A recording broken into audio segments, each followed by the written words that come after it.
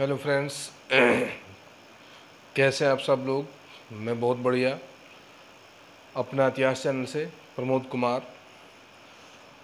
आओ फिर हम थोड़ा सा इतिहास के बारे में दोबारा से जानकारी करते हैं, जिक्र करते हैं। बहुत समय से इतिहास की वीडियो नहीं बना रहा था, लेकिन अब इतिहास की और ज्योग्राफी की प्रॉपर वीडियो आएंगी, क्योंकि टीजीटी और पीजीटी की वैकेंसी यूपी में आ चुकी है।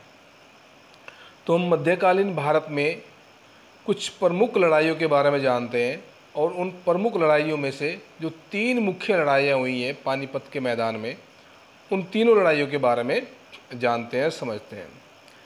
देखिए, ये तीन युद्ध ऐसे हुए हैं जिसने देश की दिशा और दशा दोनों को बदल के रख दिया। तो पहले युद्ध की बात करते हैं।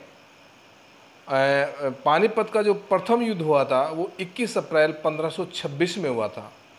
वो दिल्ली के सुल्तान थे इब्राहिम लोदी, और एक मुग़ल शासक या बाद आक्रमणकारी कहें बाबर भारत में आए। तो इब्राहिम लोदी और बाबर के बीच में युद्ध हुआ। हालांकि इब्राहिम लोदी की जो सैनिकों की संख्या थी वो लगभग 1 लाख के आसपास थी, लेकिन वो वेल ट्रेंड नहीं थे। बहुत से सैनिक भाड़े के सैनिक थे, जबकि बाबर के सैनिकों की संख्या 12,000 थी, और उसके पास आधुनिक तोपें थी और गोला बारूद था, और बाकी सैनिक सामान भी बड़े बढ़िया किस्म का था।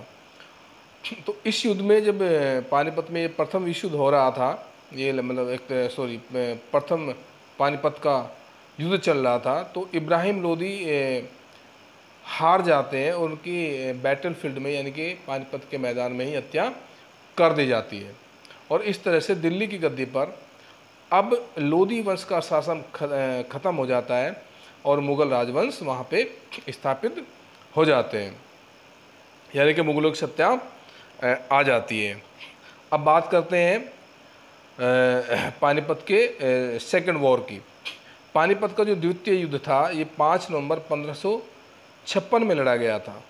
अब ये किस किस के बीच में लड़ा गया? एक अफ़गान बादशाह थे आदिल शाह सूर नाम करके, उसके एक बहुत ही सुयोग्य सेनापति थे जिसका नाम हेमू था, और वो मंत्री भी थे।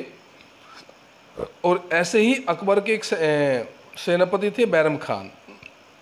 इन दोनों के बीच में ये युद्ध हुआ। हेमू की सेना अकबर से ज़्यादा शक्तिशाली थी, और हेमू जीत ही रहा था। हेमू लगभग युद्ध को जीत ही रहा था, लेकिन क्या होता है, अचानक से किसी एक सैनिक का तीर हेमू की आंख में लग जाता है, और हेमू की सेना में भगदड़ मच जाती है। हेमू की सेना में भगदड़ मच जाती है, और इस तरह से अकबर युद्ध जीत लेता है। लेकिन होता क्या है कि हेमू को पकड़ लिया जाता है, और अकबर उसको अपने दरबार में लाता है। दरबार में ला के उसकी हत्या कर दी जाती है, और इस तरह से दोबारा से दिल्ली की गद्दी पर मुग़ल वंश स्थापित हो जाता है। ये युद्ध हुआ था 5 नवंबर 1556 में। अब इसका जो तीसरा युद्ध है, बहुत ही इम्पोर्टेंट युद्ध है, इसको आप समझिएगा। पहला युद्ध हुआ, दूसरा हुआ, अब तीसरा युद्ध जो होता है ये 14 जनवरी 1761 में, 14 जनवरी 1761 में होता है। और यह युद्ध भारत का भाग्य विधाता भी कहलाता है। क्यों कहलाता है, अब इसको आप समझिए, मैं आपको थोड़ा सा बताता हूँ बहुत बढ़िया से। उसका रीज़न ये है कि इस युद्ध में अहमद शाह अब्दाली अफ़गान से चलते हैं भारत पर आक्रमण करने के लिए। उनके 2 लक्ष्य थे, एक तो लूटपाट करना तो था ही लक्ष्य उनका, दूसरा जो मेन लक्ष्य था वो ये था कि इस्लाम का प्रचार करना था। इधर भारत में महाराष्ट्र में, और जो आज का महाराष्ट्र है और गुजरात है, बहुत सारा एरिया था, उसमें मराठों का शासन था, और मराठे ये चाहते थे कि भारत में हिंदू राष्ट्र की स्थापना हो। इस काम के लिए बहुत सारे राजपूत और मराठे और इसके साथ गायकवाड़, सिंधिया, ये सब साथ में आ गए, और सब साथ में आए। तो इन्होंने कहा कि चलो मिल के लड़ते हैं, और लगभग 30,000 राजपूत सैनिक भी इनके साथ मिले। और उन्होंने कहा जब मिल के लड़ेंगे तो हम अहमद शाह अब्दाली को हरा देंगे। लेकिन ऐसा नहीं हो पाया, ऐसा नहीं हो पाया। तो जो दोनों ओर से जो सैनिक थे मैं बताता हूँ। अहमद शाह अब्दाली अफ़गानी शासक थे और ये मराठों के बीच में युद्ध होता है। मराठा जो सेना अध्यक्ष थे वो सदाशिव राव और सहायक अध्यक्ष पेशवा पुत्र विश्वास राव थे। ठीक है जी। राजपूत जो सैनिकों की संख्या थी वो लगभग 30,000 थी। सिंधिया भी थे, गायकवाड़ भी थे और मराठे सरदारों ने भी इस युद्ध में सहायता की थी।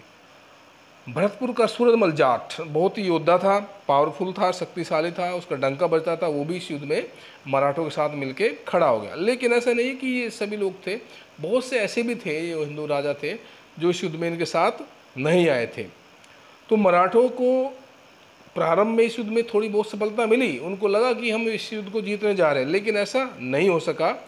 और वो अंततः क्या होता है, इस युद्ध में पूरी एक संयुक्त सेना अब्दाली की सेना के सामने टिक नहीं पाती और हार जाती है।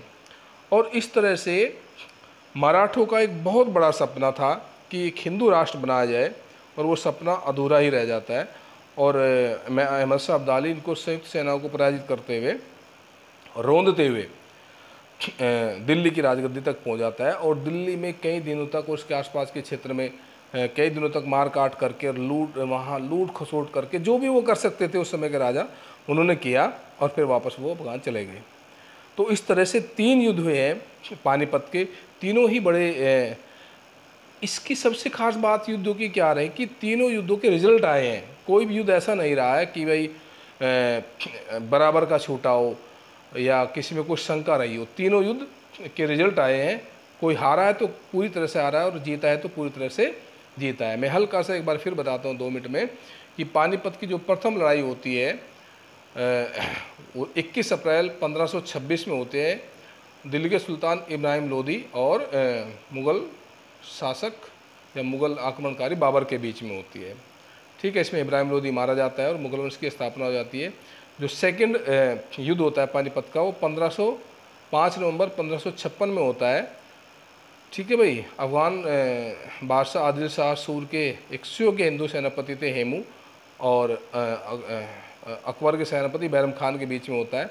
हेमू की आंख में तीर लग जाता है और हेमू को पकड़ लिया जाता है और उसकी सेना में भगदड़ मच जाती है और हेमू को दरबार में लाके उसकी हत्या कर दी जाती है। और इस तरह से दिल्ली की गद्दी पर दोबारा से मुग़ल वंश का शासन हो जाता है। फिर जो थर्ड पानीपत का बैटल होता है ये बड़ा ही निर्णायक रहा है। ये 14 जनवरी 1761 में होता है और ये भारत का भाग्य निर्णय करने वाला युद्ध भी कहा जाता है, क्योंकि इस युद्ध में मराठों की संयुक्त सेना को अहमद शाह अब्दाली ने हराया और भारत में अपना लूटपाट किया, खूब डकैती, जो भी इसने मारकाट करना था वो सब मारकाट करके वो यहाँ से निकल गया। और इस तरह से भारत में मुसलमान शासक स्थायी रूप से आ जाते हैं, तो हिंदू राष्ट्र का सपना ख़त्म हो जाता है। ये तीनों युद्ध हैं, बहुत इम्पोर्टेंट है, ये आते हैं एग्ज़ाम में और मैं यही कहूँगा कि आप सब लोग इसको बढ़िया से समझें और जानें। और आगे से मैं वीडियो बोर्ड पे ही बनाऊँगा। ये थोड़ा सा मैंने लिखा था, मेरे बैक पेन था इसलिए मैं बना नहीं पाया। और देखो, मैं मित्र जितने भी फॉलोवर्स हैं या मेरे जानने वाले हैं, मैं सभी से विनय करता हूँ, रिक्वेस्ट करता हूँ कि आप ज़्यादा से ज़्यादा मेरे चैनल को सब्सक्राइब कराएं, शेयर करें, कमेंट करें और लाइक भी करें, क्योंकि आपका अमूल्य योगदान मेरे लिए जीवन दान की तरह है। मैं आप सबका शुक्रगुजार हूँ और सभी को शुभकामनाएं देता हूँ। Thank you all of my dear friends.